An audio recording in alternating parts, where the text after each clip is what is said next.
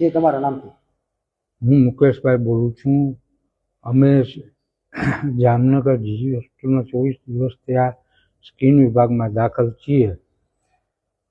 મારી દીકરીને શરીરમાં લાલ ચાંપા પર નીકળ્યા હતા, જે સોલ્યુશન હાઉસજી હોસ્પિટલને ન થતાં અમને એમ્બ્યુલન્સ મારફતે જામનગર જીજી હોસ્પિટલમાં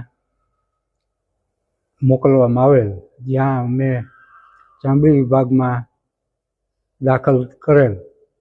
જ્યાં અમને ચામડી વિભાગના ડૉક્ટર દ્વારા રોજના 15 ઇન્જેક્શન આપી મારી દીકરીને સ્વસ્થ કરેલ. જે બદલ અમે દેવલબેન વોરા સાહેબ તથા અન્ય ડૉક્ટરના સ્ટાફનું